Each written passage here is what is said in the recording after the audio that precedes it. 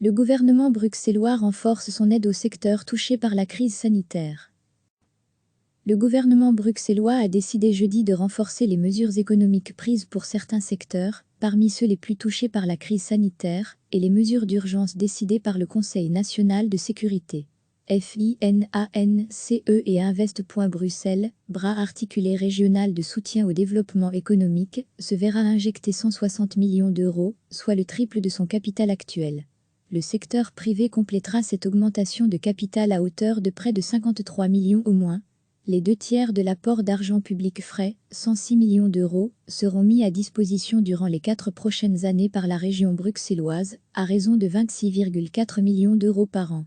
Les moyens complémentaires du secteur privé seront prioritairement consacrés jusqu'à l'an prochain à la reprise de l'économie bruxelloise face à la crise, mais aussi pour soutenir la transition économique, a précisé le gouvernement bruxellois. De concert avec celui-ci, FINANCE et Invest.Bruxelles mettra sur pied un plan d'investissement monitoré chaque mois. Des efforts seront également déployés pour renforcer le potentiel de croissance des entreprises afin de stimuler l'emploi à Bruxelles. De plus, à la demande du gouvernement, FINANCE et Invest.Bruxelles soutiendra, par le biais d'emprunts, non seulement les restaurants et les cafés et leurs fournisseurs, mais également les hôtels. À la suite des mesures d'urgence décidées le 10 mars dernier par le Conseil régional de sécurité, le secteur ORCA est confronté à de graves problèmes de liquidité. Avec cet outil, le gouvernement bruxellois vise les grands établissements de l'ORCA et les hôtels comptant 50 employés ou plus. En ce qui concerne les hôtels, le gouvernement bruxellois annonce la mise en place d'un groupe de travail piloté par le ministre-président pour évaluer les mesures adoptées et préparer les mesures de relance complémentaires. Le gouvernement bruxellois s'est également accordé sur d'autres mesures de soutien économique, anticipation de l'engagement et de la liquidation des aides à l'expansion économique, quel que soit le secteur d'activité, comme déjà décidé de manière ciblée sur les secteurs ORCA, tourisme, culture, événementiel. Mobilisation de l'épargne privée via un prêt proxy, 1 million d'euros, au profit du financement des PME via un crédit d'impôt sur un / plusieurs prêts octroyés par un point E bruxellois. À une PME, et soutien aux coopératives d'activité et à la SMAR, 2 millions d'euros. Le gouvernement a décidé d'octroyer un prêt à taux réduit aux entrepreneurs salariés hébergés par les coopératives d'activité via une convention entre FINANCE et Invest et l'édite coopérative. Par ailleurs, le gouvernement bruxellois a décidé de renforcer les microcrédits via Brusoc en octroyant des crédits de trésorerie de maximum 15 000 euros à taux réduit à destination des indépendants, TPE et structures d'économie sociale. Autre décision, renforcer le soutien public, 500 000 euros, à l'action des organismes de microcrédit, afin d'accorder des prêts à taux réduits destinés à reconstituer un fonds de roulement pour la relance de l'activité des micro-entrepreneurs. Recevez chaque matin l'essentiel de l'actualité. Le gouvernement bruxellois a décidé jeudi de renforcer les mesures économiques prises pour certains secteurs, parmi ceux les plus touchés par la crise sanitaire, et les mesures d'urgence décidées par le Conseil national de sécurité.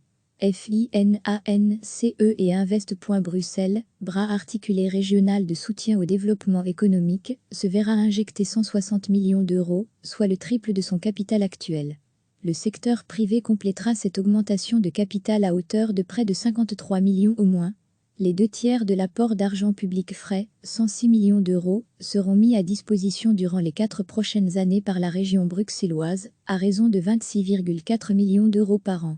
Les moyens complémentaires du secteur privé seront prioritairement consacrés jusqu'à l'an prochain à la reprise de l'économie bruxelloise face à la crise, mais aussi pour soutenir la transition économique, a précisé le gouvernement bruxellois.